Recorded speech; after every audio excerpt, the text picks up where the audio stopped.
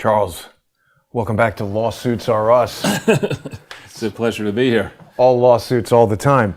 Small breaks for cooking ravioli. That's very good. We're going to be joined any moment, I believe, by the fantastic Miranda Devine to discuss her new book, The Laptop from Hell. But we're talking in a general sense about the HELLRAISER himself, the man responsible for the demon spawn behind the crack pipe. What do you think about all this, Charles? Well, I've come up with a good name for the resident. And I notice you call him president, but the resident. And I think we should start talking to him or referring to him as Pajama Boy Bin Hayden. I mean, he's... I lifted a little bit of that from my Twitter feed. That somebody had a different intro to the Bin Hayden, and I can't say what they referred to the VP as, but it wasn't pretty. Yeah, she's been getting a lot of bad press. Yeah, and I remember I frankly am so busy I don't really have a lot of time to watch other people's podcasts, and I in the beginning was watching Bannon fairly frequently right after the election and up through January 6th and afterwards. And I recall in that period Bannon saying that, look, what's going to happen here is that Biden is going to see a plunge in his popularity so severe. He had popularity? Well, he did actually. His manufactured popularity back then. But the descent to the place, apparently in the latest polls, Biden is, and I think it's a Wall Street Journal poll, that he's in a lower position, a more unfavorable position than Nixon was on the way as he left the White House. Wow. And that's good. That's a stunning accomplishment. I mean, we think about this idiot. That's almost as good as Hunter Biden being kicked out of Cafe Marmont or Chateau Marmont for doing drugs. Yeah, you're too fucked up. You can't. You're worse than Belushi. We can't let you stay here. It's like when the Grateful Dead kicked out Bob Dylan for being too messed up. Like, wow, that's bad. That's right. But seriously, here's a guy who, by definition, was in theory the best choice of the Democratic Party for 2020. Right? I mean, But put him up there. He had a belly flop. I mean, Kamala Harris sliced his nuts off in the first debate, right? What was left of his nuts are just sliced on the table, bleeding. And she then goes from being the front runner after the first debate into dropping out with a popularity of less than 1%. Right. And the powers that be say, well, we better put this admitted plagiarist back in as the leader, and on Super Tuesday they put him right into the top. Have you got it? I don't have the bunny. Oh. Do I have the bunny? We gotta load that for next time. Right, but they pluck him out. The admitted plagiarist. They force him. They force everybody else out of the race. The powers that be, and then they manufacture a theory that somebody who barely left the basement of one or both of his mansions. Barely left, never got any crowd support, never had any enthusiasm, never made any sense that he actually beat somebody who had, he's a controversial man, President Trump, but people connect with him. And, the theory, the fable that this idiot would have actually beaten President Trump, the incumbent president, it's hard to believe. It's very difficult to believe. And on that note, the kind of work that your man Cullen does on COVID, people are starting now to do work. There's something I saw today, I think one in Nebraska and one in Wisconsin, where they're going back and they're saying, okay, let's redo the 2020 look-see, and let's see, I think it was Nebraska, let's go county by county, and let's see how many people voted for Biden and how many people voted for the Democratic congressperson in each district. Oh, no, Charles. We can't look at numbers and facts and evidence. That would be seditious. Right. And so they see in Nebraska that it just doesn't make any sense. That for president, people rushed in to vote for Biden for president, but then didn't vote at all. Down the ticket. And let the Republican win in Nebraska. That didn't make any sense. In Wisconsin, I think it is, they're going back and they're saying, oh, wait a minute, more people voted in Wisconsin than were registered in Wisconsin by a huge margin. And in certain cases, and I don't know if it was Wisconsin or somebody else, but there's something like hundreds of thousands of people or over 100,000 people voted who have been registered. She's here.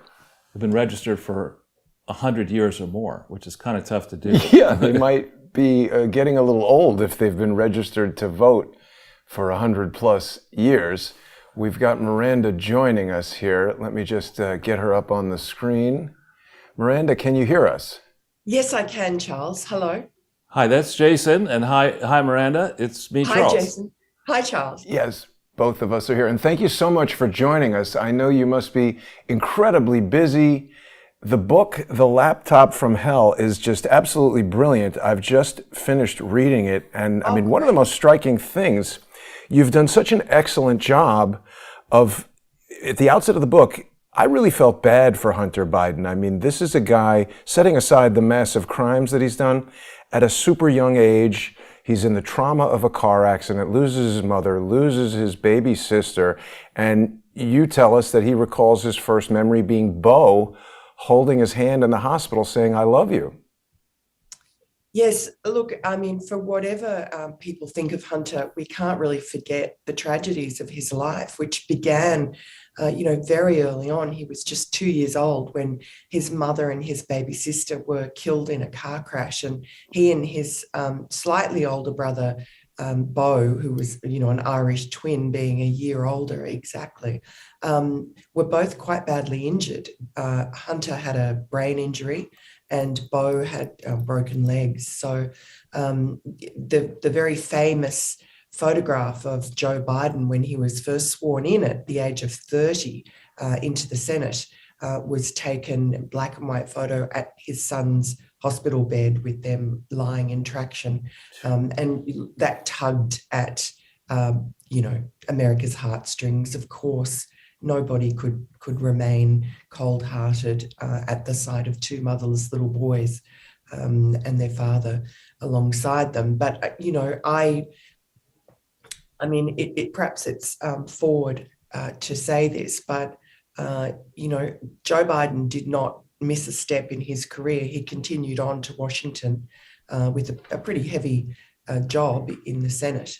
And left his little boys in the care of his sister, who, as far as Hunter says, was a wonderful substitute mother, and also his grandmother back in Wilmington, Delaware. And Joe's made a big deal through his life of, being a dutiful father and catching the Amtrak back every night to home, and the 3-hour round trip.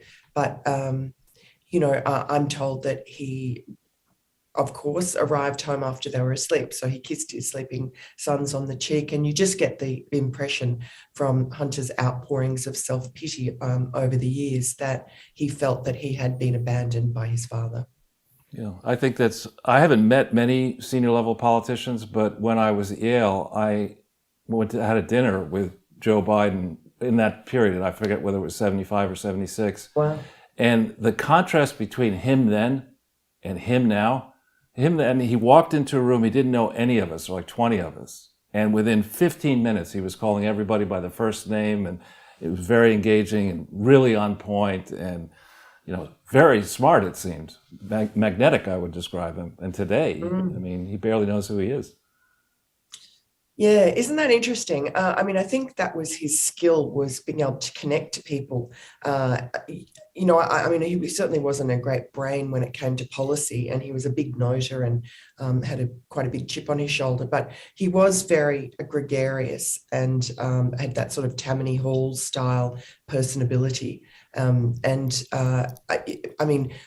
Looking back, he was influence peddling back in Delaware from his earliest days. This scheme that they internationalized to China and Russia and Romania and the rest of the world when he became vice president was pretty much cemented in Delaware already. And he was in this unique position where he arrived in the Senate and was taken under the wing of some older sort of Dixiecrat senators, and was given these amazing, powerful roles as head of the Senate Judiciary Committee and head of the Senate Foreign Affairs Committee. So he wielded a lot of power for a junior senator. And back in Delaware, of course, that he was in this other unique position where Delaware is the headquarters of so many American corporations because of it's described as America's Liechtenstein or America's Virgin Islands because of the lack of transparency, the opacity of the corporate regulations, and also, I guess, the nice tax incentives. And so he was in a position of being lobbied by these very rich corporates who were showering him with whatever gifts they could find. And that was often grace and favor jobs for family members like Hunter, good deals on property purchases and so on. So he and his family had this sort of magic carpet ride for 4 decades through Delaware, where every door was open for them. They had Secret Service or police or local law enforcement at their beck and call for any problems they ran into. They had jobs galore, government sinecures, entree into Ivy League colleges, whatever they wanted, what other families strive and do whatever they can to make happen, just came easily to the Bidens. And I think there was a sense of entitlement that grew up with all of them that then, I guess, exploded during the vice presidential years. Yeah, and we haven't, I mean, your book is fantastic, Miranda, and thanks for all the hard work you do around the world on so many interesting topics. But it's a tougher question for me to answer. Who is the bigger grifter family, the Bidens or the Clintons? And for good measure, we could throw in the Bushes. I mean, it's not just the Democrat problem. It seems that people swarm into Washington, D.C., and there's a playbook. They create a charity, multiple charities. They get their kids covered off. They do all these complex deals nobody can follow. And we just say, okay, that's fine. And the CIA doesn't notice any of this. The FBI doesn't want to do anything about it. It's just life. And it's shocking, yeah.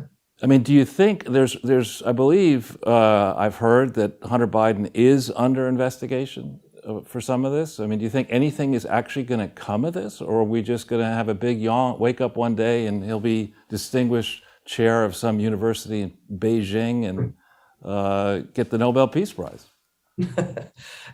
Or become president. He does have political ambitions of his own, which he's expressed to various family members, including his ex-wife, Kathleen, who laughed in his face and said, "You have to be kidding, you just got thrown out of the Navy for cocaine use." And he was very moved and insulted by her lack of faith in him. But I'm told by people close to him that he still does harbor, some sort of feeling of having a hopes for high office, that his destiny is to get to the White House. This is what I'm told, and I'm told, I think this is correct, that he is highly intelligent, more intelligent than his father, and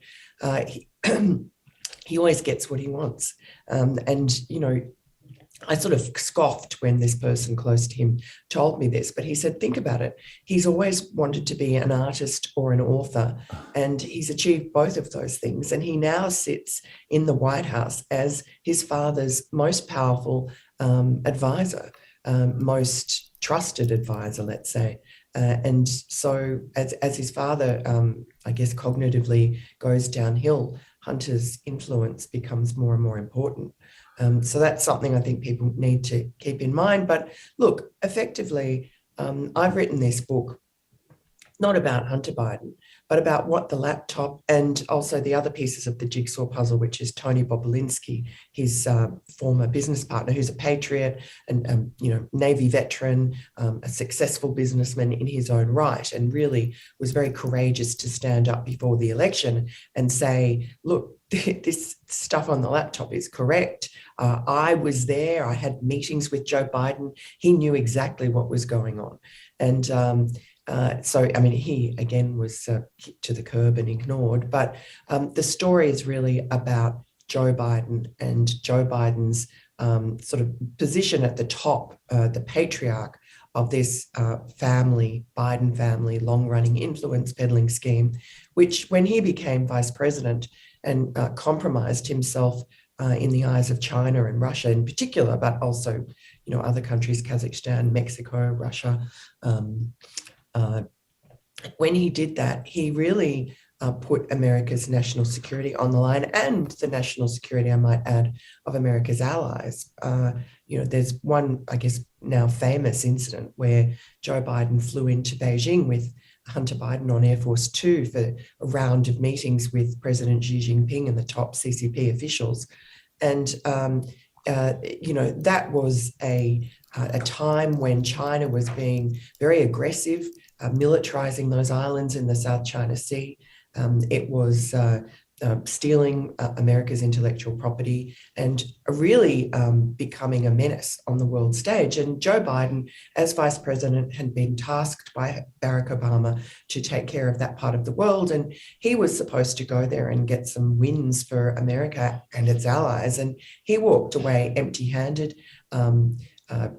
China just went ahead and turbocharged their militarization of those islands after he left. But Hunter Biden, his arrival on Air Force Two was obvious to Chinese sensibilities, as this is American power come to do private business. And private business did happen. Joe Biden met with Hunter Biden's new Chinese business partner, shook hands with him in a private room. And after that, a few days later, after they left, Hunter Biden became a 10% owner of a Chinese investment fund, BHR.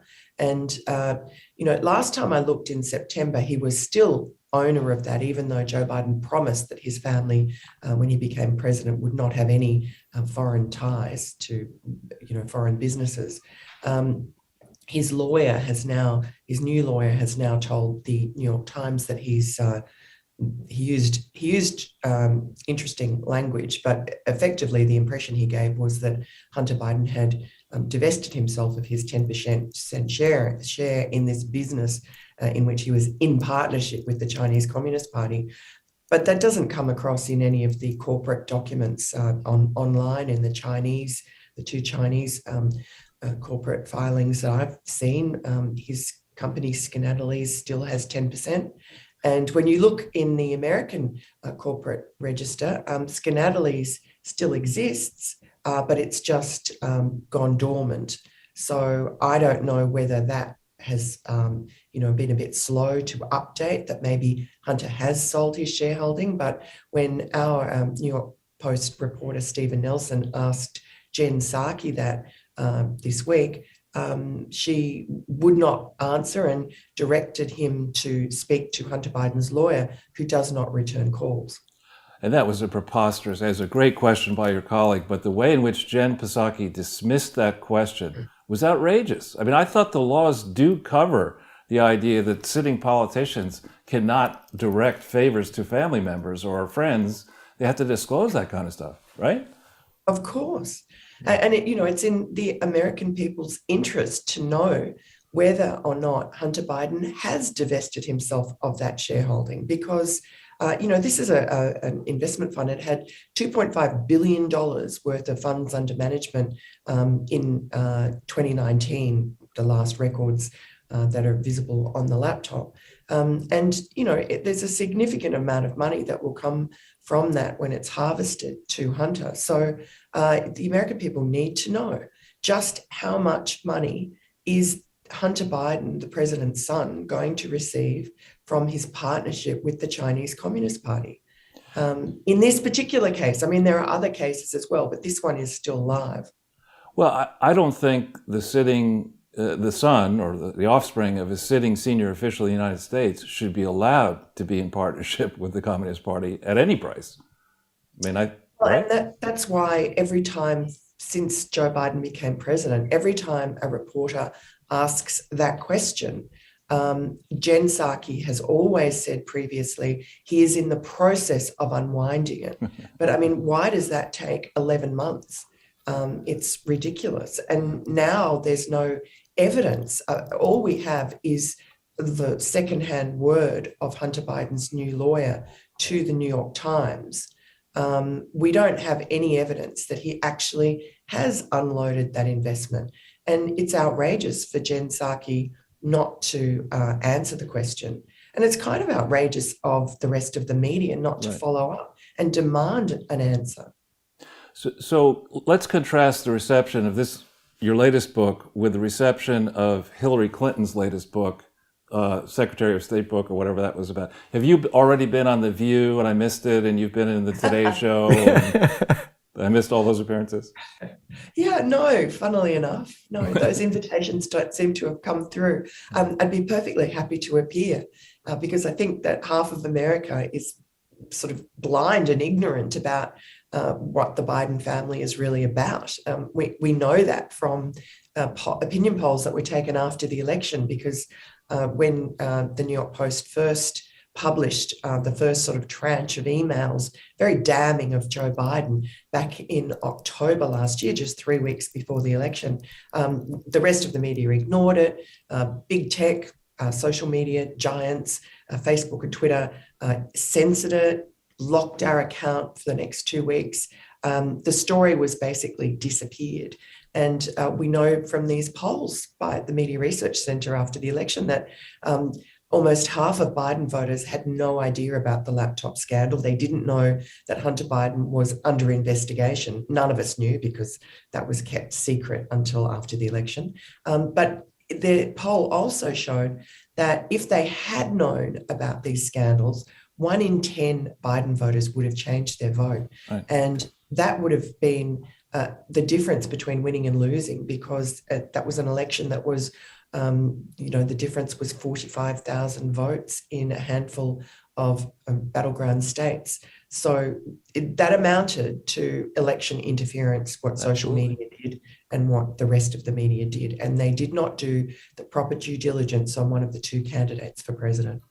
It's outrageous. And I know you have been to the gallery near where I live down here in the Village. I think you wrote a story about it. George Berger. Yes. Yeah. Jason and I also went there, and I went into the gallery with a mic and got kicked out. But that art, and I'm no art expert, but that art is crap.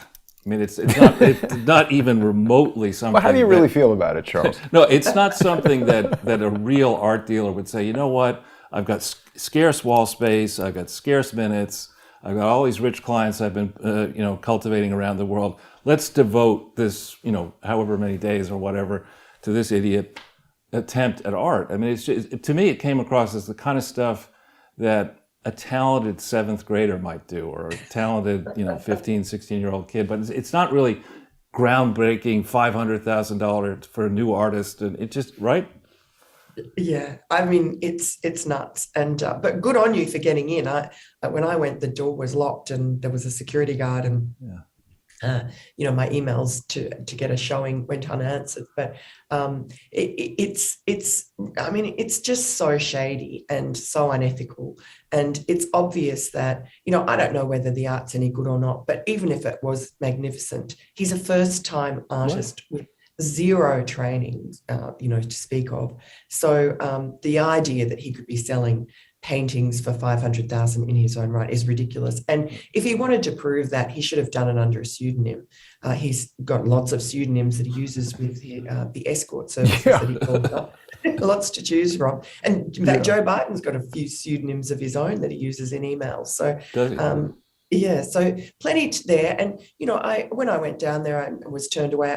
I went across the road to another art gallery, which had, Andy Warhol originals and other, name established artists that you could buy for cheaper, originals for cheaper than Hunter Biden. Exactly. So it's and the White House's response to that is just so sort of off color, because Jen Psaki again acted as if any question about it was really an insult to Joe Biden, because he's so squeaky clean and his integrity is so unimpeachable. This is the way he always has behaved. Any questions about the impropriety of his family members doing what they're doing, selling his name for tens of millions of dollars, is met with hurt silence and a sort of an aggrieved manner, as if, he is the most honest man that's ever walked into Washington, D.C. You might get accused of being a dog-faced pony soldier if you just question the guy.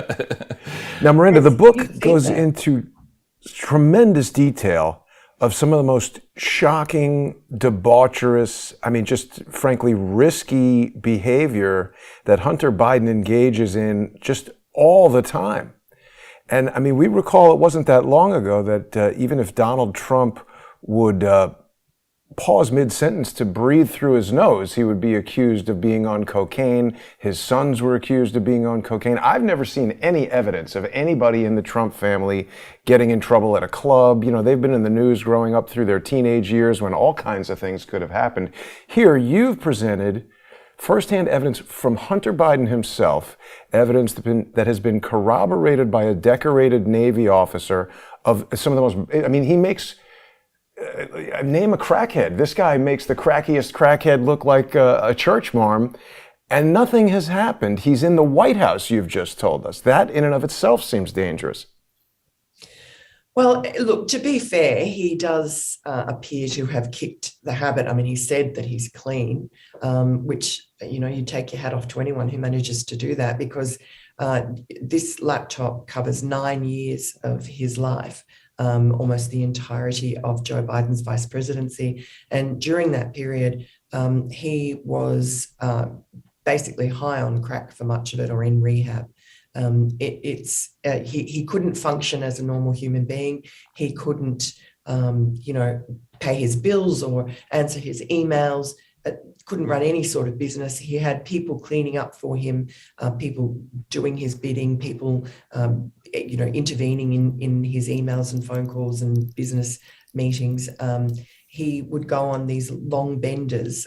He liked to go to the Chateau Marmont in Hollywood on Sunset Boulevard, and he would hole up in a cottage there, very expensive, thousands of dollars, a night, and room service and the whole thing. And he in fact writes in his memoir that what he called an ant trail of drug dealers and prostitutes would parade through his hotel room or his cottage and steal everything inside. I mean, they would steal sheets and towels. They would steal his wallet, his phone, his laptops, everything that he owned. He was frequently up at Apple buying new phones, new devices. And I mean, I've found 3 laptops that he's lost. People keep saying, oh, it's not believable that he would leave a laptop and not come back for it. He was a crackhead, and he was not in charge of his faculties. He was, losing everything, and spent millions and millions of dollars just wasted, and it's sort of, to me, when, leafing through and looking at his life in that period, I mean, it's not a fun time to be an addict. And he writes in his memoir, Beautiful Things, that came out earlier this year, that it was really the money from Burisma, which was the Ukrainian corrupt energy company, that was paying him $83,000 plus a month to do nothing really except turn up once a year to Monte Carlo or Paris or somewhere fabulous to a board meeting. And he said it was that money, that easy money, that free money for nothing, that set him, threw him off the wagon basically, and got him back into hard drugs and drinking. And that ruined his marriage, ruined his life really. And I just have always wondered, as I was writing this book, what kind of a father Joe Biden is, that he would place his crack-addicted son in front of such temptation, these gushing torrents of unaccountable cash, and in the clutches of, foreign corrupt oligarchs who do not have America's best interests at heart and are using Hunter for what they can find out, or how they can manipulate the vice president, now president. One of the most stunning escapades that you detail in the book was, after Hunter is thrown out of Chateau Marmont, which for using drugs, which he sort of thought was a badge of honor. He's trying out all these different hotels, and he was in Vegas at some $10,000 a night suite. He wakes up face down in a pool. I mean, what is almost unbelievable is that the guy is still alive. But there were multiple occasions, as you said, where people could have stolen his laptops. Hunter talks about his impression that Joe was using retired Secret Service to essentially spy on him. Wouldn't there have been, aside from this computer store in Maryland and Anthony Bobolinsky, wouldn't there have been a lot of people who would have known what was going on Hunter Biden's laptop and in his iCloud account and his text messages? Look, I would imagine so. The 3 laptops, one was, he tells us in a video, was stolen by Russian drug dealers in Vegas in that very incident you talk about. He seemed to have 9 lives. He was always bumbling into some disaster or other, and all around him, it's sort of like one of those disaster movies, and the hero sort of walks past his cars, the Terminator of crack, buildings fall down, and everyone else is dead and destroyed, but our hero walks through unscathed. That's Hunter Biden. His business partners end up in jail, disappeared, murdered, but he has just somehow managed to come through like a Teflon man. And I don't know. There's no real evidence on the laptop or from Tony Bobolinsky or from the other piece of the jigsaw puzzle, which was the Senate inquiry by Chuck Grassley and Ron Johnson, which was excellent as well, had a lot of financial details not available to me otherwise. And a lot of that overlapped with what was on the laptop. But, you can't see that the hand directly of the American intelligence services, but I feel like the invisible hand is there because our intelligence services must have known what Hunter Biden was doing, the vice president's son, when he was in Moscow meeting with, Russian oligarchs in their homes, when he was in China, hanging around in the inner sanctum of President Xi, when he was, meeting with princelings and being wined and dined in Shanghai by a guy now disappeared, but who was, one of these Chinese elite oligarchs, I guess you'd call him, who had entertained Hunter and his partners in his private club, which was renowned for, he was renowned for plying clients with beautiful women and whatever their hearts desired. These are pretty dangerous, compromising positions for the vice president's son to be in. You can't think that the CIA or other intelligence services would have let that happen without at least debriefing Hunter. And there are some interesting diary entries of Hunter meeting with people that may have been part of the defense establishment anyway. And the Secret Service was with him for a lot of this traveling period, but he waved them away at one point and was relying as for security on Burisma, gave him his own bodyguards. And at one stage, he goes to meet Tony Bobolinsky in Monte Carlo, and he climbs out the window of this luxury hotel to evade his bodyguards, or that's what he tells Bobolinsky he's going to do. No idea why, but he just seemed to live this charmed life, and it was as if he had a guardian angel looking out for him because he just was in so many dangerous situations. So I surmise that somebody from the intelligence services did know what was going on and was ensuring that he was kept out of harm's way as much as possible. Yeah, it's just amazing. Another front we might go down a little bit is we watch Bill Clinton and Hillary Clinton and the Bushes serve and then come out of office and get these extremely fat book contracts. 10 million in the case of Bill Clinton. I think the Obamas got 65 million. How far off the market do you think that really is? The tens of millions of dollars? Right. Yeah, no, I think that's about right. There's evidence. I mean, I haven't been able to see all of the money, but the Grassley Johnson report had Treasury reports or Treasury documents, which were these suspicious activity reports that banks are required to file with the Treasury Department when funny money comes into the country, into American bank accounts, whether it be from, sanctioned jurisdictions like Russia or, countries like China or Romania. I mean, any money that is deemed to be potentially corrupt, and so we see from that overlaps with a lot of the documents and invoices and so on the laptop. But there's also money that never appears anywhere, and there's sort of code language between Hunter and various business partners. But we can see specifically $6 million coming in here into a partner's bank account, or $3.5 million coming in from the Russian oligarch Elena Baturina into Devon a bank account associated with Devon Archer, Rosemont Seneca Thornton, which Hunter's lawyer says has nothing to do with Hunter, but Hunter did use that Right. company name initially. I mean, that was part of his one of his China deals. So anyway, we can see money coming in. There's also bank statements and so on in the laptop where you can see millions of dollars. So I just put it at, tens of millions of dollars. Yeah.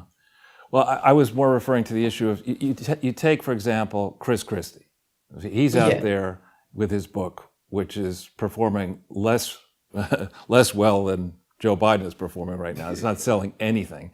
He probably got an advance for that book as a guess. I don't know how much, but it's selling in the low thousands of copies. And whether he wrote it or not is an open question. So picking on a Republican. In your case, you're an actual journalist, an investigative journalist. You do this for a living. You've done it for a long time. I doubt you have a ghostwriter who's doing all this work for you. You actually check things and you weave a narrative together. And I'm not asking for specifics, but I doubt your agent was sitting there saying, well, this one wants to give you $25 million up front. This one wants to give you $10 million up front, right? So the difference between actually doing investigative, important work and hiring a ghostwriter, as Bill Clinton claims he did and Hillary did for their books, is just, it's an obvious case of corruption. You look at, the president, these former presidents, if they want to write a real book themselves, maybe with staff, maybe that's worth $1 million, $2 million, but it's certainly not worth 10 and 65 million. And these off-market media deals and the off-market art deals. It seems that we've come to accept all of that as taxpayers and as voters, and we shouldn't. You're so right. I mean, the art business and the book business are both pretty opaque in some ways. You just look at Andrew Cuomo, the former disgraced governor of New York, who got a $5 million advance for a book he wrote about the pandemic, which his staff, seemed to have had a big hand in. And, he was parading as the hero of the pandemic. People were still dying. And, he overseen one of the worst, probably the worst in the country, deaths of elders in nursing homes. And that wouldn't have made its money back. I mean, the point of an advance is that you have to make that money back in sales and pay back the publisher.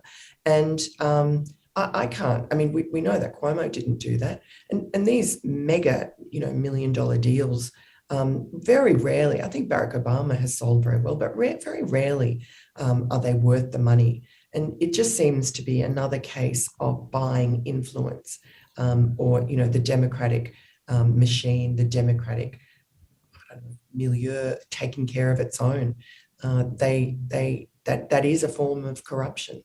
But, what do you do about it? And nobody seems to really mind or understand. And I guess they're private companies. They can waste their money as they like. But, in most corporates now are aligned with the Democratic Party, and there's not much that we can do about it. That's the way the world has gone. The other thing, I come out of the investment world, and I could tell, I retired a long time ago, but I can tell you there is no legitimate reason to give Hunter Biden 10% of an investment firm, given his track record at the time. There's nobody in the real world would give that guy, they wouldn't let him into investment firms' offices to deliver, not crack, but food or something. That's the only way he's getting in. Right, because these real investment firms, they have money from pension funds and governments and billionaires and stuff like that. They don't want their clients associated with a crackhead. Right. And you've been very generous with your time, yes, Miranda. And I know you've got to go. Just real quick, last question. I've got We've got all this stuff with Hunter Biden in Ukraine, and now just 2 days ago, Joe Biden on Zoom as he tries to remain continent talking to Putin. This is where the rubber's going to meet the road. Shouldn't we be very concerned about the business dealings of Joe Biden and his interest in Ukraine relative to Russia? 100%. And look, this is really the problem with his family's influence peddling scheme that he was in the center of. He met Hunter Biden's partners. He lied to the American people when he said he knew nothing about Hunter's business dealings. He met them in Beijing. He met them in Washington, D.C. He invited them to his own residence as vice president. He met them at Cafe Milano in Georgetown. He met Mexicans and Kazakhstanis and Chinese and Russians. He's front and center there. And in Ukraine right now, we know that Hunter Biden was involved with Burisma, was being paid. Ultimately, it was about $4 million. And all the people who were his benefactors at that corrupt energy company were Russia aligned. The owner, Mykolai Zlochevsky, who was really buying Hunter Biden in order to exert American influence on the people in Ukraine who were coming after him on corruption charges. And successfully it worked. Zlochevsky was the former energy minister in the Russia-aligned government that was ousted in the Maidan Revolution, with the help of America. All the people, Hunter flew to Moscow from a State Department luncheon that his father organized with Xi Jinping, flew to Moscow and had breakfast with one of Vladimir Putin's closest allies. He was embedded somehow into the inner core of Putin's circle. And so his interest in Ukraine, while he would justify his taking all this money and say that he was really being a white knight and helping Ukraine become energy independent from Russia, everybody at Burisma and all the people he was associated with were Russia aligned. They were allied to Russia, not to Ukrainian independence. So that is a dishonesty there that is quite disturbing when you look now at Russia poised to invade Ukraine. What kind of leverage does Joe Biden really have when Vladimir Putin knows that he's compromised by Russia? It's amazing story. So how do we convince New York area booksellers to have your book in the shelves? I think they want to. I mean, look, believe it or not, the publisher is saying that he's getting unusually calls from liberal independent bookstores wanting copies of the book because there are enough people coming in wanting to get it. But in one sense, they've run out of books. The supply chain, they've restocked the hardcovers and there are paperbacks. And Amazon is having supply chain difficulties. I'm not going to be a conspiracy theorist and say, that the book is being suppressed, but I do know from the emails I get that a lot of people are finding it difficult to find it. But I know that the publisher is trying to print more as fast as he can. Well, one of the biggest bookstores here in New York City, you might know it, is the Strand. And the look of disgust that I got when I went to the information thing and said, I'm trying to get this book. It was just somebody with a nose ring and rainbow-colored hair and who knows what, tattoos everywhere. But congratulations. I'm not surprised. Yeah, congratulations on this effort. I hope it sells gangbusters around the world. We really appreciate you and your time. Absolutely. So the book is excellent. If people can't find it in hardcover or paperback, you can definitely order the Kindle version. And I got the audio book, was listening to it while I was driving around, and it really is just an eye-opening piece of work. Miranda, thank you so much for joining us today, and thank you for writing this book. People are going to order it and look forward to hearing more from you at the New York Post. Thank you so much. Great to be with you. Have a great day. Thanks. Well, there you go, Charles.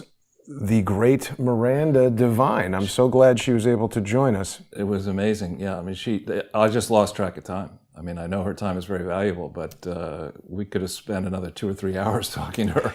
Absolutely. And, you know, we really did run out of time, because another thing that we could talk about that's very important, given all this stuff with Ukraine and Russia and Biden now meeting with Putin yesterday, I don't know if you and I have discussed this, Charles, but Lee Stranahan has brought it to my attention that this Senate Resolution 322, a resolution expressing the sense of the Senate on the trial, sentencing, and imprisonment of Mikhail Khodorkovsky. This is a Senate resolution that deals with the Magnitsky Act, and it is sponsored by Joe Biden. That wouldn't surprise me. Yeah, and the thing is, you know, when we search for Biden, where is he in here? Did I spell it wrong? He is the sponsor of this thing. I'm not sure why it's not coming up, but Lee has shown me this before, and this has got to do with the Magnitsky Act. This guy, Mikhail Khodorkovsky, is a major adversary of Putin and an ally of Bill Browder, who was mentioned by Putin, remember, at the Trump summit. Here we can see, sponsored by Joseph Robinette Biden, introduced in 2005, Junior. But this is a big deal, and it's one of these things that people don't necessarily know about if you don't have somebody like Lee Stranahan rooting around and digging this stuff out. But I think this is what is going on with Russia and Joe Biden and Ukraine. Well, it probably, I think it goes back even further. I mean, and you would say the same thing too, but I think it goes back to the days when we were in a Cold War with the Soviet Union, and we were in a Cold War with Communist China, and the puppet masters looked at that and said, you know what, this Cold War stuff doesn't work so well. Not hot enough. It's not, it's not hot enough for us. So we got to have a different game plan. So let's think about, you know, and I actually am aware of good people who have consulting firms, not McKinsey, but a really good one. And I was out in a foreign country and with the owner of this firm on vacation, actually, and he really had a very chastened look. He had his top people come to his estate in this country, and I was there just as a friend. And they had reached a conclusion in around 1999, that if the various growth projections of China and India and the US and others were to be met, that there wasn't enough energy in the world, the known energy, to make all these plans pan out. And so I'm not saying that projection was right, because I think as energy gets scarce, the price goes up, and that leads people to find new ways of doing things, maybe not the traditional way, but be that as it may, you could imagine that the CIA, if there are intelligent people still working there, and others, at a time frame of around 89, 90, 91, 92, looking at this and saying, okay, if we encourage China to become more capitalist with all their people, and India to leave socialism and to become capitalist, and the former Soviet Union satellite states embrace capitalism, and other people embrace capitalism, suddenly there's going to be a gigantic demand for the essentials that go into a range of industries. So energy being the number one. Energy being absolutely number one, particularly in cold climates, or hot and cold climates like in the northern and southern hemisphere. So you could imagine people saying, we can let these pinheads walk around at Microsoft and elsewhere talking about technology and patents and drugs and crap like that. Or on the other hand, we can get a close team of people who are just going to marshal the capital required to get cobalt out of the ground, uranium out of the ground, petroleum out of the ground, natural gas. And the way we get, and precious metals, the way we get all that is by paying off these corrupt politicians. Right. It started out probably outside this country, and then people in America were saying, hey, where's my spiff? You know, where's my bag of cash? And so going back, we talked about this a little before, that back in 89, 87, 88, 89, when I was very, very active in traditional corporate finance, M&A and stuff like that, I really was excited by the fall of the Berlin Wall and eventually... For the new opportunities that would arise? Yeah, because I had this viewpoint that we're so much further ahead of everybody else that our brand of lawful commerce would infect the rest of the world. Well, it did seem like that was the build-up to it falling, because you had like a Russian McDonald's commercial with a kid skateboarding in Red Square, and I remember that was like, oh, cultural breakthrough, and now I'm sure that's happening every day in Red Square. Well, I could tell an interesting vignette. So up in Canada, I looked at buying in a leverage buyout. Tim Horton? No, buying a cargo shipping operation from Canada over to Europe and back that was available at a very attractive price. It was a pretty interesting deal. And in the course of doing that, one of the people I was hobnobbing with actually owned a McDonald's franchise, including that franchise in Russia or the Soviet Union. Wow. And he was telling me that he went to the opening of the first restaurant, and I guess whoever the leader was at the time was Gorbachev, probably, right? I don't think it was Gorbachev, but I don't remember right exactly the date. But this guy who owned the franchise said everything was going perfectly well until they went in, and the leader of Russia asked, well, how much are these people making in the restaurant? And he was just shocked at how much money it cost to have a McDonald's franchise. Very high? Seemed really, because people in Russia and Soviet Union were not making much money. So the workers at McDonald's were getting rich working well, at not McDonald's? the workers, but the franchise owner. So if we think back to that time frame, and I know I had the privilege of in a later period in 95, 6, 7 time frame when Poland was privatized. What they did is they took all the state-owned companies, or most of the state-owned companies in Poland, and they put them into what are called NIFs, National Investment Funds, I think it was, or something. And give out shares to the people. All the citizens. And the way they did it is they had, let's say they had 1,000 companies. I don't know how many they had, but let's just say they had 1,000. They would say there are 15 NIFs, and just by lottery, they'd say this NIF gets 22% of this thing, and this one gets that, and then by lottery. So it's very scientifically calculated. Right. Well, it was an interesting idea, actually. And believe it or not, Dylan Reed was involved. I believe it. But not when I was there. I believe it. And it was something called the Polish American Enterprise Fund, which was a fund that our government gave, a certain amount of money, I think it was $350 million back then, to try to encourage the creation of capitalist activities inside Poland. And it worked, actually. Yeah. But because back then, when you would go, I remember the same guy, I'm not going to give his name away, but the same guy who was worried about energy, he was interested in, people were saying, you really ought to get involved with this NIF. And in particular, there's a great factory we want you to go see and evaluate. And I'm not an engineer, but I can look at a factory and say, this is hopeless or it's good. And he's an engineer, so he could look at it and say, it's really hopeless or it's really superb. Right. So they had to go out into the hinterland somewhere in Poland and look at the factory. And 2 hours there, 2 hours back, we all met for dinner. I say to the guy, so what'd you think? And he goes, Charles, have you seen the movie Schindler's List? That factory was more advanced than this factory. And so when you think about 89, 91, 92, American factories, not all of them, but many American factories truly were state-of-the-art. And a lot of the factories and supposed businesses that were operating in parts of the world where there was no market-based economy, they were fictional businesses. I mean, they weren't paying their people arm's length.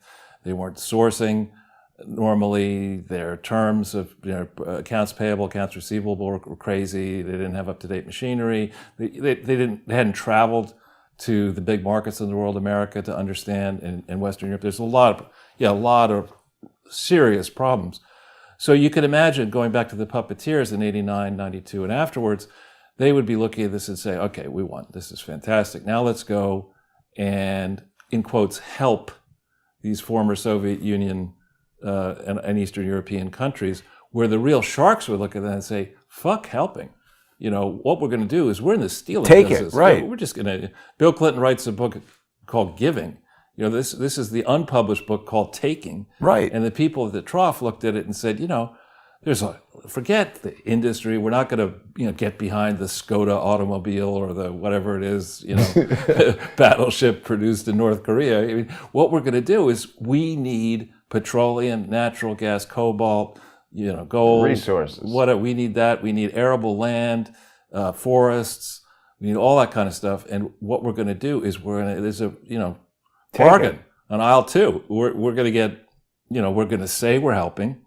We'll get over here the taxpayers to give foreign aid, and we'll just start, plundering. This plundering. is exactly what Khodorkovsky was doing, according to Lee Stranahan. And that's why I pointed out that Senate Resolution 322 and the Magnitsky Act, because it's all a big distraction from the fact that they did exactly what you just described. I don't know about NFTs, but Lee spoke about they privatized all these previously national companies and gave everybody shares. But if you're some old lady waiting in line for bread with all these pieces of paper that are shares, they don't know about that. They don't think like that. So they came along and bought up these shares for pennies on the dollar. That was in the Czech Republic where that happened, in particular. Yeah. And the guy who did that actually fled to the Bahamas. Oh. And he set up, he was a classic scam artist. He is still alive, I think. Browder. It's not, they did it too. Yeah, but this particular guy, he was really clever. What he did is and he's a scoundrel, but he said, you know what I'm going to do? I have no investment experience, but I'm a consummate con artist. So I need to have a name that sounds good. So I'm going to call my investment fund Harvard Investment Management. And with that, you own Harvard Investment Management? You must know what you're doing. And so he used that name. But can't Harvard sue you for that? In the Czech Republic, maybe not. But anyway, he cornered the market. He sold out, and he took his illicit gains to the Bahamas, where there was no, I guess, extradition treaty, and then he got in serious trouble in the Bahamas alongside our friend Nygaard, somebody else I've never met. But the scoundrels do happen to go down to the Bahamas. Wow. Didn't something happen with the Bahamas or something like that where they decided to ditch the Queen? That's not the Bahamas, I don't think. That's a different one. Is it Antigua? I don't know. One of them just recently, the former Commonwealth, like Canada, for example. Technically, I think the head of state in Canada is the Queen. Barbados drops Queen Elizababeth. Right. Like a bad habit. Like, you're out, Queen. She's having a rough year. The loss of her husband and Prince Andrew and all that kind of stuff. She hasn't said anything since 1986. No, that's not true. She rarely speaks. But, it's funny. I actually give her a certain amount of credit. I mean, this is, I believe, the longest serving head of state in the world. And she has lived through some remarkable changes in the world and in the United Kingdom. And I believe, the family, the collective IQ of the family might be in 12? excluding her, might be in 3 digits collectively, counting 25 people. But this is a person who's really had to do quite a lot, and on occasion really does stuff very elegantly. And she's 95. You have a better opinion of her than I do. I just kind of object to the concept of a monarchy. I don't understand why people in England, first of all, accept it, let alone like them.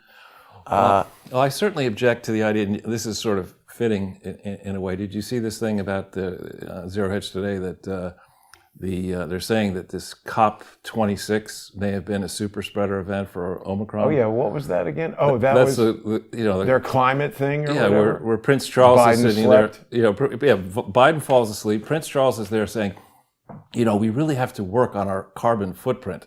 He's going skeet shooting inside one of his... Red as hell. But inside... It's like, dude, it's 11 o'clock. Shouldn't you be drunk already? but he's inside. How many palaces does the royal family have? How much does it cost to heat and Exactly. cool? Go move to a 1,200 square foot condo and then tell me what to do, Chuck. I don't really care what you have to say. That's right. You want to eat like dirt and talk to plants? Didn't you kill your wife?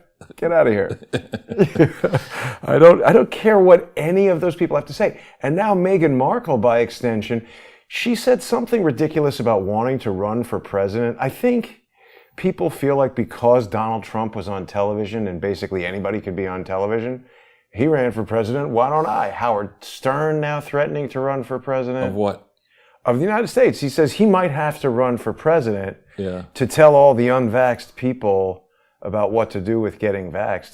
That's what I'm seeing, these bums on the street as I walk to you and back every day. You know, these different guys say, "Well, I'm going to have to run for president." I mean, The inflation, inflation. Take this bull by the horns. Yeah, inflation is out of control. My can of Colt 45 malt liquor, just went up 20%, whatever. Right. I got an extra empty bounty box over here, so it's like an extension to the house. That's right. Might as well run. Think of the matching funds I'll get. But on the question of failed presidential candidates talking, have you been following this thing with Hillary Clinton in the master class? I mean, Can we get that up there? This is just, it's... Master class, is that really it? It is really it. This Hillary Clinton, I think the master class is going on today. I thought you were joking. No. Look. Online class God. on the power... Of losing? Yeah. Oh. And, yeah, December 9th. This is... Power of Resilience addresses her loss to Trump. Oh, my God. Yeah, and Miranda actually was on last night on Hannity with Greg Jarrett and Hannity talking about this is a master class in self-delusion. Yeah. This is ridiculous. We're talking about 5 years after the fact. You're right. All right. So this is like they're always advertising to me, if you're an FBI negotiator, you never take no for an or whatever. Right. That's the master class. And also Ron Howard wants to teach me how to direct. Right. I think there's an extra CL in that word. Master ass video. It's crazy that somebody, the most important thing I think you can do if you start, and I've never been, widely in the public domain the way Hillary Clinton and Bill Clinton are. Well, she's widely everywhere she goes. But the most important thing, if I had an aide in this process, the most important job that I would give that aide, please make sure I don't make an ass out of myself. And if I want to do something that's really fucking stupid, put your foot down and say, no, Charles, you can't do this. And here's why. She doesn't have such a person. She's widely on the beach. Right. And, but seriously, to get up now, 5 years after the fact, and bring us back into this stuff, it's helping us to remember why it's such a great thing that she got her ass kicked in 2016, and for that matter in 2008 by Barack Obama.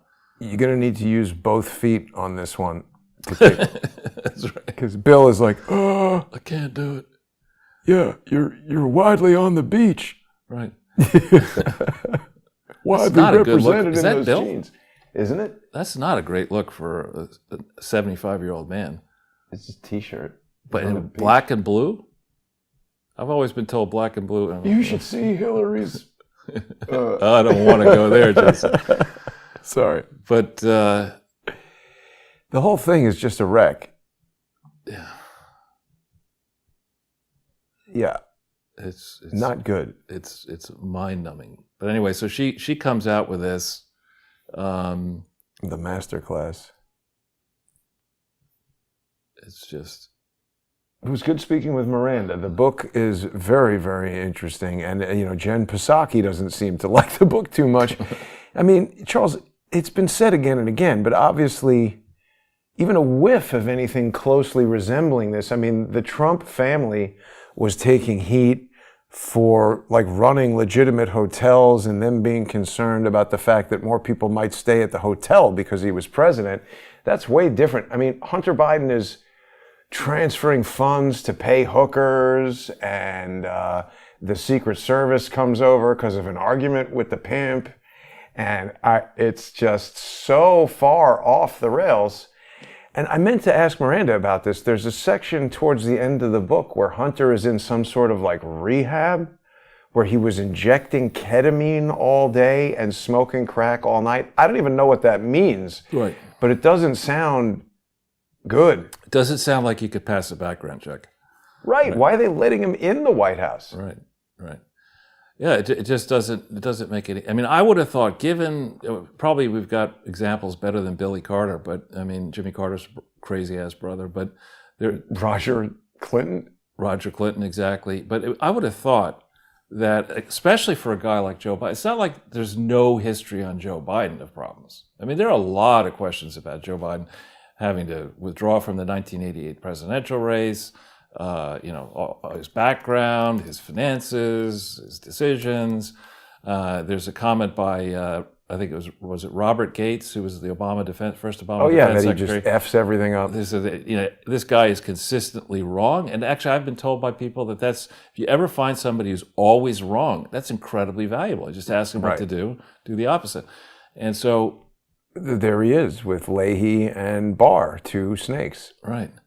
So here's a guy who is a disaster, and Hunter can't say, well, my father, like Trump's kids can say, look, my father just entered, this is his first gig. He's never been in politics before. You give him, maybe a first misstep. You would give Ivanka and her husband, if you do something a little bit off, okay, you didn't know better. But this kid has no excuse to behave in this fashion. And it calls for me, as somebody who's very skeptical of anything that happens in Washington, D.C., it makes me wonder, or think even more strongly, that the people in the chair are meant to be puppets. They're not meant to be leaders. And Trump got in trouble because he didn't get that. He was used to being, and for other reasons, but he was used to being the big cheese in a company he owned 100% of. Yeah. And so, where he had latitude to do whatever the hell he wanted, basically, and didn't have all these restrictions. But so what do we think about Zoom diplomacy? It's one thing for us to have somebody like Miranda Devine, or when I'm traveling, you and I communicate through Zoom. But I guarantee, Charles, if I had a big, huge 747 with a bed and a shower in it that flew me wherever I wanted, whenever I wanted to, almost all the guests would be in person. That's right. Probably on the plane. Right. And in the bathroom. I think in this case, Vladimir just sat there and said, listen, dude, you're not coming into this country, and we don't want your kind inside Russia. I'm happy. He was down in... He looks gleeful, doesn't he? He's down in a resort town. He's down in... which one is it? He's... I don't know. Yeah, he's down at one of those resorts in the former Soviet Union somewhere. But yeah, it's pathetic. It's pathetic. And we look at the current situation. I went over my notes preparing for this meeting and this broadcast, and for being on with Miranda there. But I had forgotten, frankly, the details of the 2015 agreement between concerning Ukraine, and basically there is an agreement that we were fine with, apparently, under the Biden Minsk II agreement. Well, is it that agreement? Yeah. I don't know. There was an agreement having to do with I think that is it. The Minsk conundrum. Yeah, well, this is Chatham House. This is England talking. But there was, I believe, an understanding that two portions of Ukraine would be independently managed. And one of them is the portion I've been to, Donbass in the east, and the other is, I forget the name of the other portion. And Russia had been, I think, living up to its side of the agreement. Isn't that Zelensky on the end looking really worried, the president of Ukraine? Could well be. But I believe that Russia lived up to its side of the agreement, and going back to 1990, may have lived up to its side of the agreement, but whereas in 1991-92 timeframe, we immediately in the West decided we were going to push as far east as we could possibly push. And so we zoomed into all sorts of places, and we just simply don't stop. And I think whenever I've tried to do a complex deal, one of the things I was trained to do by my betters coming up the ranks was to always try to understand how the other side is thinking. What are their hot buttons? If you don't respect the hot buttons of your opponent, you're going to get in serious trouble, including possibly, triggering a shooting war. And when Russia, with its long history and fear of being invaded, when they start telling you that, the near Russia here is a place that we don't want to see American and NATO troops get too active in Ukraine, that would be quite a hot button for us. You better listen to that. I mean, we're not talking about Martinique, which I think you should respect as well. I mean, but they have fewer ICBMs than exactly. Russia. We're talking about a big country with a long history, much longer than America's history, proud traditions, and the ability to inflict massive pain around the world. At a time when it's not like the world right now is, we're sitting there saying, the stock market's booming, interest rates are low. Everything's kind of good. Everything's good. Yeah. Governments have too much money. Debt is under control. Everybody has jobs. No one's worried about the future. Jobs. Yeah, it's like, we're not in that place. Go everywhere. We're in the hell part of the laptop from hell, right now.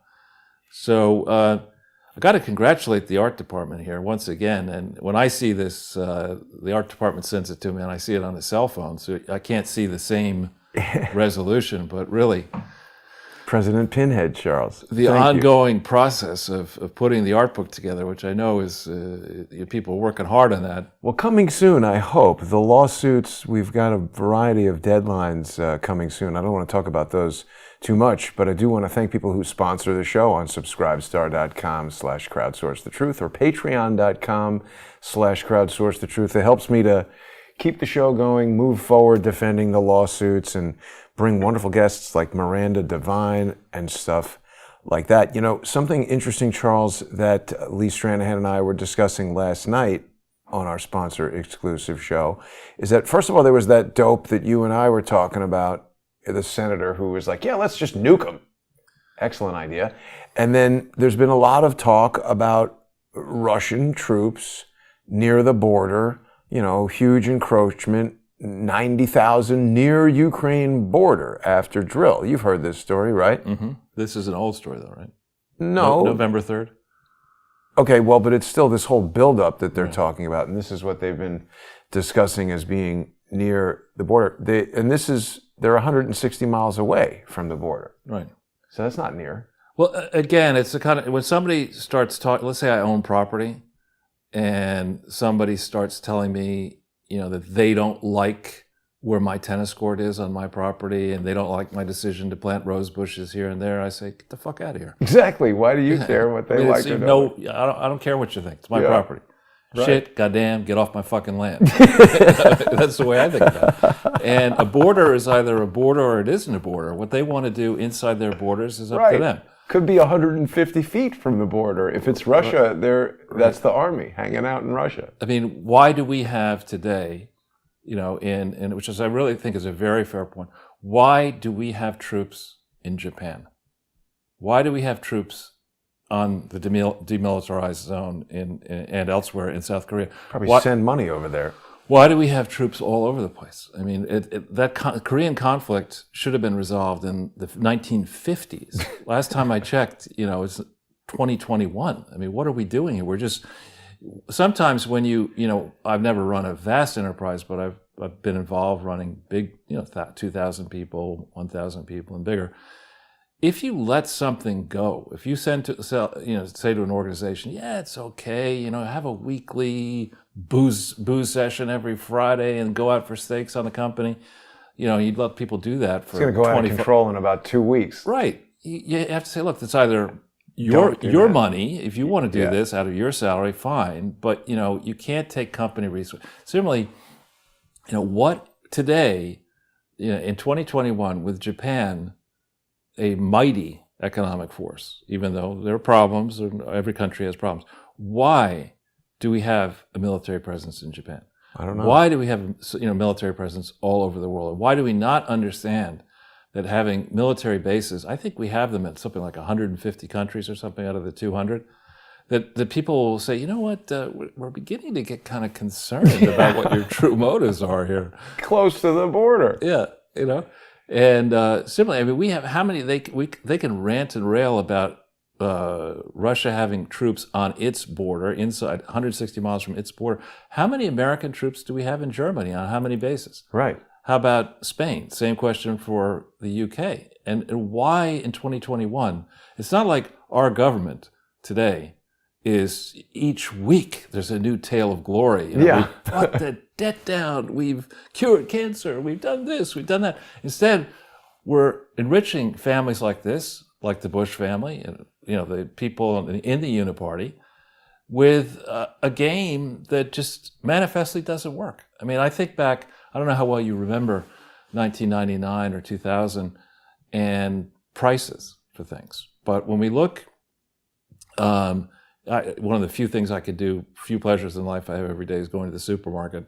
So I go every day and I check things out and I decide what I'm going to cook for dinner.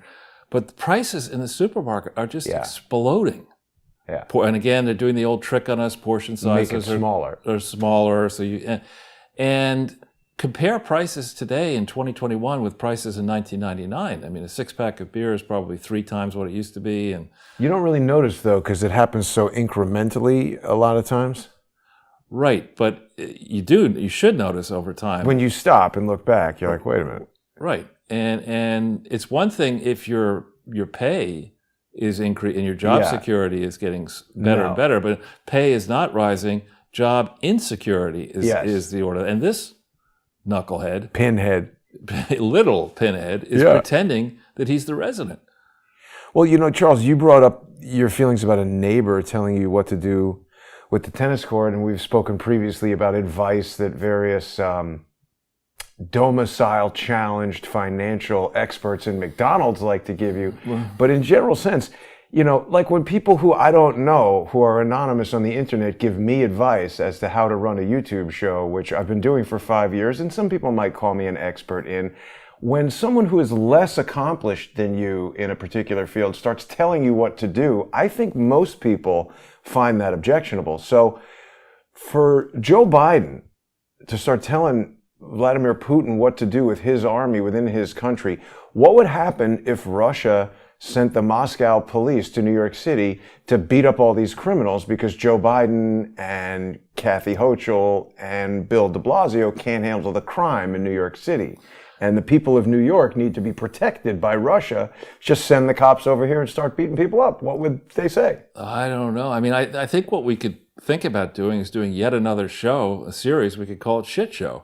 And it's about, you know, these dissolute politicians. I mean, imagine the files that exist on the extended Biden family, the extended Clinton family, the extended, you know, the extended Bush family of their screw-ups around the world. Imagine what, you know, Joe Biden, or what Hunter Biden was really like on Air Force Two when his daddy was vice president. I mean, and we haven't, frankly, if we'd had more time, I would have been pushing Miranda to think about just how horrible Biden was. Forget about being a senator. I mean, that was a disaster. But as vice president, this is a man. Joe Biden was personally tasked. Give him the really important jobs because he's guaranteed to fuck them up. So the first job, remember, he got was the extraordinary stimulus. He was supposed to, you know, the shovel-ready job, $800 billion package, which is a lot of money today, but was an even bigger amount of money in 2009. He had that job. Then he was the point person on Ukraine and Russia. He was the point person on China. I mean, this guy, if you want to make sure that a project gets person, irretrievably fucked up, put he's Biden the go-to in. guy. He's your man, right?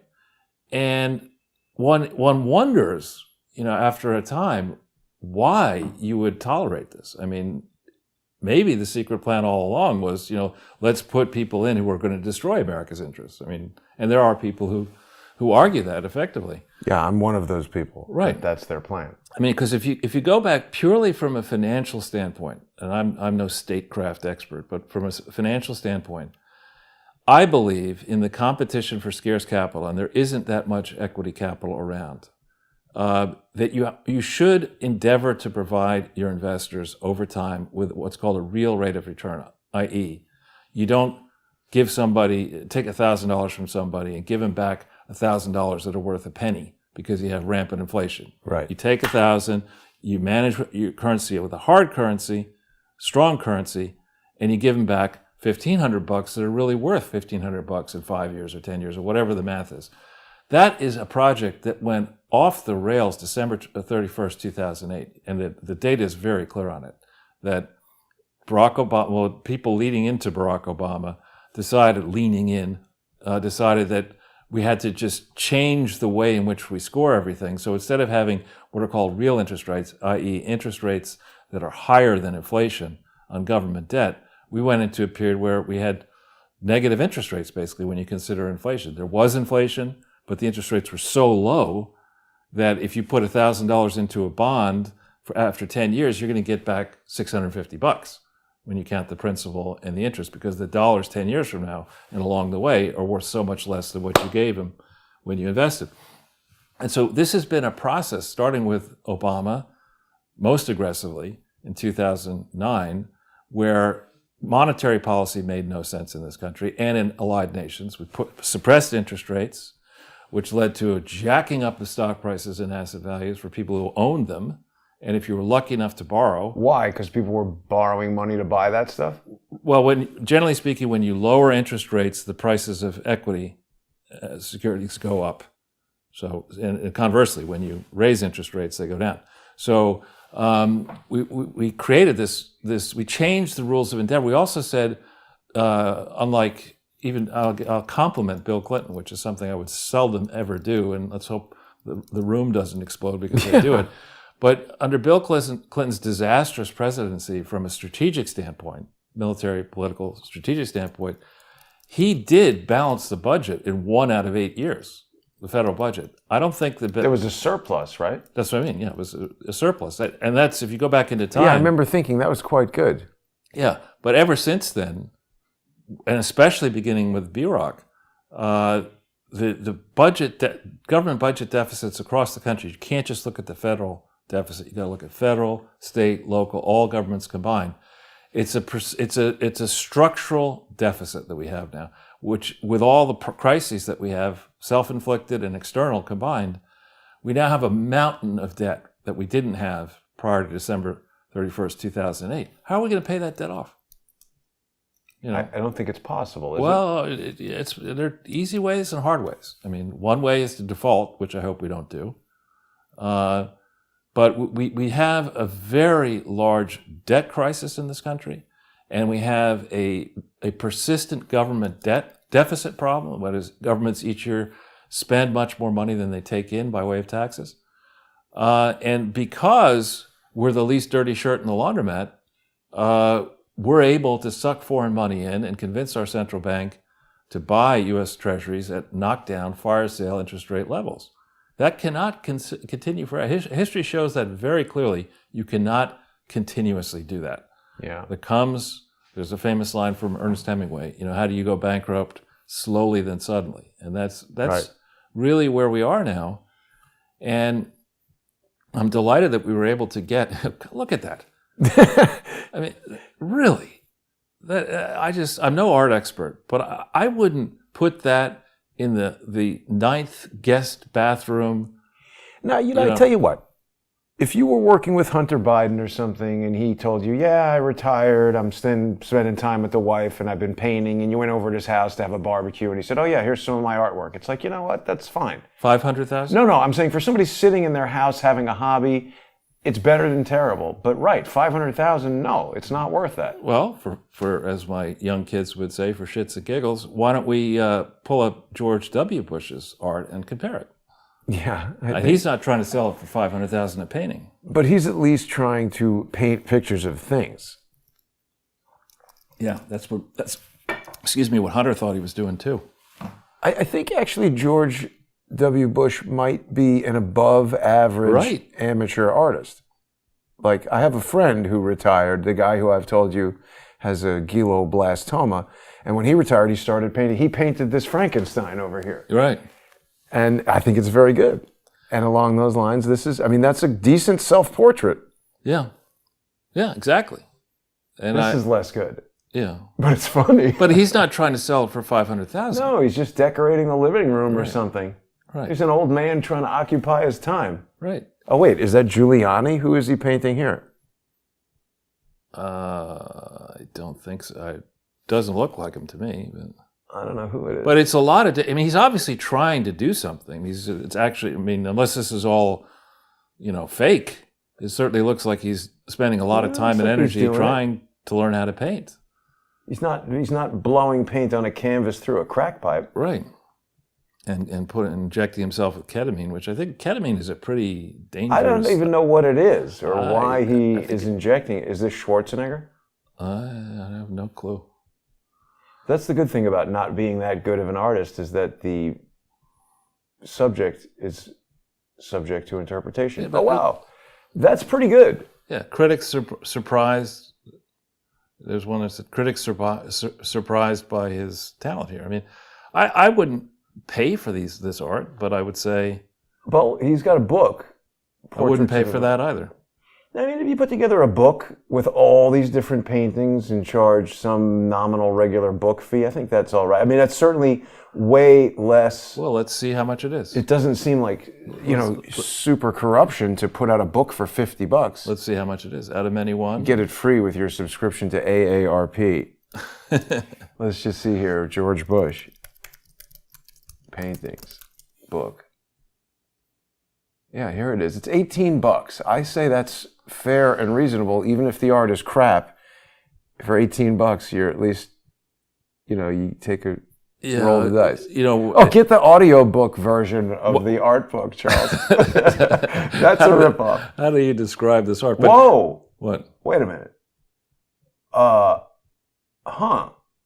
$294. That could be signed by him or something, But if we look at this kind of stuff, I mean, if you punch in Rizzoli, Rizzoli in art books. Oh yeah, I'm familiar with that Rizzoli. Those are very fancy art books. Well, let's just get by contrast. Let's see how much those are going for. I mean, I kind of wish this guy had stuck to art instead of running for president, but yeah, that might have been better. Rizzoli. You see how Munsell Book of Color, $13.95. Here's their website. What do they got? Here's the Art of Oz. $39. $60, $20. They've come down in price. 50. Yeah.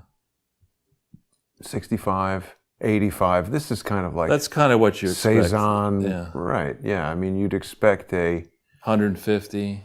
That seems like a technical book, no? I don't know what it is. Yeah. 40th anniversary. Cult classic. Yeah. I don't know what that's about, but whoa, here's 500. Yeah. So these are decorative art books. I mean, I thought this was George Carlin at first. That would be worth $60. But yeah, you take a book like this one here, $100, something like that. Yeah, 95, 100. Those are coffee table books. Yeah, right. And $85. So that his book would be going down at $20 tells you it's not that well appreciated. I guess. Yeah. But I mean, again, he's no longer the president, and that's not $500,000. It's $18. Right, but on the subject of presidential books, right? So explain if his art book is going to go for $20 and sell a few copies. How do you explain Bill Clinton's My Lies? And I forget if it was 10 million or 14 million in Hillary's books. Yeah, it was a large number. Well, what? Yeah, here it is. $15 million advance. Oh my. That's really nuts. 1,008 pages. And it comes out, look at this, the boldness of this. This book came out June 22nd, 2004, when the Clinton Foundation was still under investigation, in theory, by Robert Mueller and others. June 22nd, 2004. Whoa, 1,008 pages? Yeah. What has he got in there? It's a kind of thing where if we had any serious educational institutions around now, you would get a team of, say, 15 or 20 people who are competent to really go through this book and with a critical eye to say, why does he keep talking about his dark side and these various moments in his life? I mean, it's quite. If you read the book carefully, this is the tale by somebody, and I don't know how much of it he wrote himself, but it's a tale by somebody of a very dark person who admits that he has one side of his personality, the hidden side, is gloomy and down on himself and all kinds of negative feelings, and the other side, the outward side, and this came from his upbringing, where he never met his real father. He had an abusive alcoholic stepfather. He had a challenged living environment where he grew up, and he was academically perhaps gifted, maybe. I don't know about that. Maybe. Doesn't tan well, not much of a tanner. Great hair. Yeah, but you look. I don't know if you could see that color, but that's like he looks like as my Lebanese friend used to speak. He would say he looks like Bozo the Clown. He looks like he just got hit in the face with a bag of nickels. I mean, that's pretty red. That's a kind of, if you get your face sunburned like that, you should probably go to the. I as think a that's white from person, cocaine. you probably want to go straight to the emergency room. And that's looks like a serious burn there. I think I got sepsis. Yeah, I wonder where are all the Secret Service recordings of his arguments with hookers. I mean, there must be the real. If you think about the technology that we have now, and the technology that existed, frankly, when Bill was president, the real files on people who have political ambitions. Now, those must be something to read. I mean, the real files of what Bill Clinton really did at Oxford, really did in the Soviet Union, really did in Czech Republic. That is a book that would sell $10 million worth of copies. That's right. That was not in my life. Inside the real files of the Secret Service. Right. I mean, that would sell bigly. I'm glad you bring that up, though, because Miranda ran out of time, and I understand, but I was trying to get to, there's multiple episodes of Hunter Biden behaving so irresponsibly and dangerously that it really is amazing that he's still alive. And if he didn't have Secret Service following him around, probably that wouldn't be the case. But, I mean, it would just be so easy for anyone. They say Russian drug dealers. Well, okay, couldn't the Russian intelligence people easily find some dope like that, whoever this guy who's famous for drunken, idiotic behavior, Danchenko, find anybody like that and be like, go sell this crack to Hunter Biden and steal his laptop. And then they get it and they can get right in there and use that as leverage against Joe Biden. Because this whole way that it came through the laptop store, yeah, I don't know if that story's a little too perfect. I don't doubt the truthfulness of the information on the laptop. I just feel like somebody in the CIA or somewhere knew about it and was like, we have to get this out to the public. Here's a plan to launder the information into the public legally. Do it. Well, my experience, for example, on business, have been to Ukraine, or to Ukraine as they call it, maybe 15 times, 12, 15 times over the course of a 2-3 year period. And at different times of the year in different cities, but a fair amount of time in Kyiv. And what happens there, or what happened before my very eyes, is a lot of the business meetings at high level get conducted in the lobby of these fancy hotels. Why? Because, it's a public place and you can be, you're not going into a trap and you can feel protected and it's less likely that you're going to get, as a guest, offed by a rival. Huh. And you have all the conveniences of these the hotels. I don't know if you stayed in fancy hotels there, but the fancy hotels in Kyiv are really something. I mean, what I noticed about Kyiv is that it was sort of like, here's a dilapidated building and a bunch of garbage that looks like you would never go near it, and then there's a Maserati dealership next to it. Right, yeah, it's all up and up. That's why. Yeah. But anyway, it's in the hotels, the fine hotels, and there are quite a few really wonderful hotels there. You walk in fact, not just in Kyiv, in Donetsk, which is the Donbass region, probably one of the nicest hotels, and I've been to nice hotels, one of the nicest hotels I've ever seen in my life was in Donetsk. It was incredible. Wow. And, these breakfast buffets, it's not like, you want a stale donut or do you want a stale bagel? It's like caviar, this and that, all this kind of stuff, and excellent food in the restaurants and pretty high standard. But the big ticket people would go breakfast, lunch, and dinner. I've seen this in other countries. Same in Manila, in the Philippines, for example.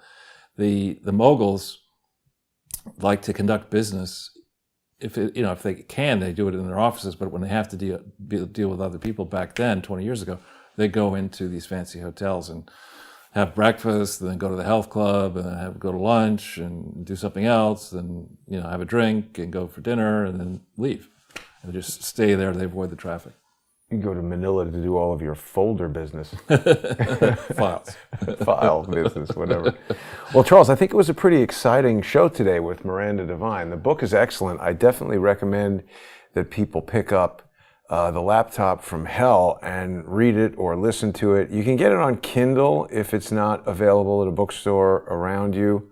Let's look at the ratings. I'm curious about that. Because there's a lot of ratings, actually. And let's look at the one Very store. high. Let's look at the one store. Because these are obviously fake when I looked at them. Here. It says, unfortunately, all fake from Patsy. Right. Got to be real. Yeah. That seems very authentic. And from Amazon customer. Yeah, I mean, laptop from hell. No new information. Anyone who has been interested at all in the corruption in America Knew this already. Yeah. Well, I mean, the basic premise that Hunter Biden's laptop was seized and has information on it, that's true, that was already known. But there's a subtlety and a degree of detail that the book goes into that if you're truly interested in understanding it, and not a dunce like these people, if they are real. But look at this. Purchased from Amazon on the 2nd, and the first 5 paragraphs, misspelled. There's no misspelled words in a real published book, right? There's obviously somebody's trying to sabotage this book. Well, wait a minute. So she's trying to show it here. What is this, like the Reader's Digest geriatric version? Why is the type so big? I don't know. I don't think this could possibly be correct. Yeah, I think this is sabotage. Because every single review would say, hey, there's a technical problem with the book. Look at this. Hard to think we have such a corrupt familky. I've never been so disgusted. I mean, what? Well written. 1 star. I mean, this is Hunter Biden writing this review with the crack pipe. Yeah, moose and squirrel. Yeah, Julie received a fake book. Now, wait a minute. It's supposed to be 224 pages. 200 plus pages long, but there are no chapters. I wonder if there is a different ISBN number. Well, that's interesting. I wonder if there wasn't someone... See, sometimes when you go on Amazon, other people can sell, like eBay. So maybe somebody just glommed onto this book and put out a fake one, and some of these people can't tell what they're buying. Fun book for the cult group.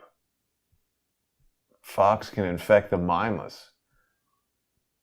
Look at all that said. He wrote a wonderful memo. This is Hunter probably wrote this review.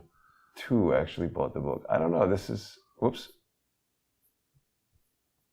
A lot of these are pretty poorly written reviews. Oh, we're back to the 4-star ones. Sorry. That's all right.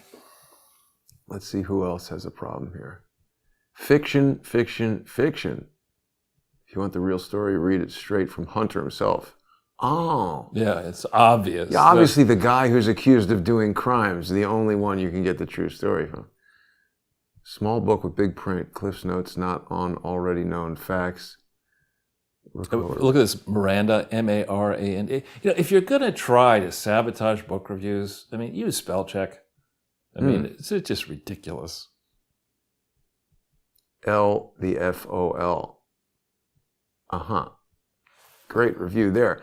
Well, I mean, that's a small number of negative reviews, but overall, I mean, 79% 5-star reviews. Yeah, and she's a very, I don't know how much of her written stuff you've seen, but I've been reading her work for years, and she's very good. Snake Plissken liked the book, Charles. Who? That's the guy who escapes from New York. All right. Kurt Russell in Escape from New York. Somebody mistakenly introduced Miranda as being British. I want people to know she's Australian, not British. Right. That's like if somebody introduced you and said, Mexican financial analyst Charles That's Ortel. right. It's like, wait a minute, no. That's a different country. Or, yeah. Mexican artist. Yes. Charles Ortel. Mexican portrait artist. You could get one of those... Mexican wrestling is the field you should go into if you're going to do the mask and everything. Well, Charles, it's been a great episode, and I hope people will buy that book. I also hope that people will become sponsors of this show on subscribestar.com/crowdsourcethetruth and patreon.com/crowdsourcethetruth. As I said, these lawsuits, I've felt this way before, but there finally does seem to be some deadlines on these where at least something is going to happen now, and it's waiting around for years. So hopefully I'll have an opportunity to get my artwork of Crowdsource the Truth and the cover posters for Sunday with Charles and also for Closing In into a book. But until then, people can sponsor the show. People can sponsor the Counter Lawfare Fund. I'm going to be back in just a little while with another episode of The Citizens Grand Jury with Larry Klayman. And then I've got well, we're going to do that and the rest of the More stuff. to come. Yes, more to come. Exactly. So I'll see everybody later today. And thanks for another great episode, Charles. And huge thank you to Miranda Devine.